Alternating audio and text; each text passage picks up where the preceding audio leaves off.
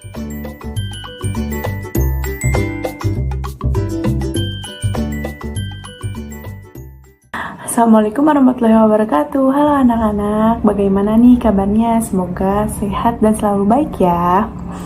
Nah anak-anak, seperti yang kita ketahui bahwa air adalah salah satu sumber daya yang sangat dan paling dibutuhkan di muka bumi ini. Dan tahukah kalian bahwa 72% di muka bumi ini diisi oleh perairan. Di antaranya 92% adalah air laut dan 3% adalah air tawar. Lalu 2% dari air tawar tersebut adalah es di kutub, dan 1%-nya adalah air di kehidupan sehari-hari seperti air sungai, danau, dan lain-lain. Nah, setelah dijelaskan tentang air tadi, apakah anak-anak tahu fungsi dari air di muka bumi ini? Jadi, fungsi air di muka bumi ini adalah peran penting untuk makhluk hidup.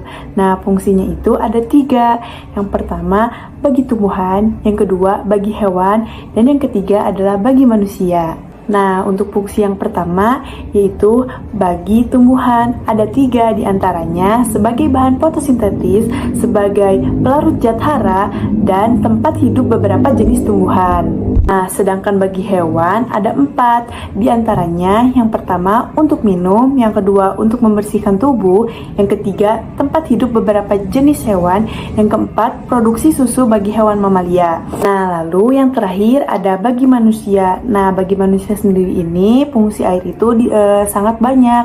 Nah, diantaranya yang pertama adalah untuk kebutuhan minum, yang kedua untuk keperluan rumah tangga, yang ketiga untuk membersihkan tubuh, yang keempat untuk irigasi pertanian, yang kelima untuk jalur transportasi, dan yang keenam sarana rekreasi dan olahraga air. Nah, setelah penjelasan tadi di atas, air di muka bumi ini tersedia karena memiliki siklus air. Lalu, apakah siklus air itu? Jadi, siklus air adalah proses perputaran air yang terjadi secara terus-menerus dari permukaan bumi ke atmosfer dan kembali lagi ke permukaan bumi. Nah, selanjutnya ada proses atau tahapan terjadinya siklus air. Nah, perhatikan gambar siklus air ini. Yang pertama, sinar matahari akan menguapkan air yang berada pada permukaan bumi seperti air laut. Proses penguapan ini disebut evaporasi. Lalu, yang kedua adalah proses penguapan air juga terjadi pada tumbuhan. Nah, proses penguapan air terhadap tumbuhan ini disebut transpirasi. Nah, selanjutnya yang ketiga, uap air tersebut kemudian naik menuju atmosfer dan mengalami proses pendinginan sehingga membentuk titik-titik air. Proses perubahan wujud uap air menjadi titik disebut kondensasi. Kemudian kumpulan air tersebut akan berubah menjadi awan. Lalu yang keempat, titik-titik air yang membentuk awan kemudian akan turun kembali ke permukaan bumi ini melalui hujan atau salju.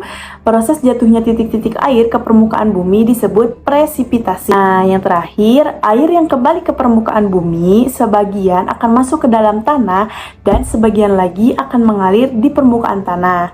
Proses masuknya air ke dalam tanah disebut infiltrasi. Sementara itu, aliran air yang masuk ke dalam permukaan tanah disebut limpasan. Nah, bagaimana nih anak-anak? Tadi kan kita sudah belajar tentang air, fungsi air untuk makhluk hidup, dan juga proses tahapan terjadinya air.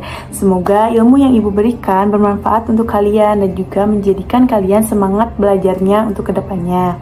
Mungkin cukup sekian yang dapat Ibu sampaikan. Kurang lebihnya mohon dimaafkan. Sampai jumpa di lain waktu. Wassalamualaikum warahmatullahi wabarakatuh.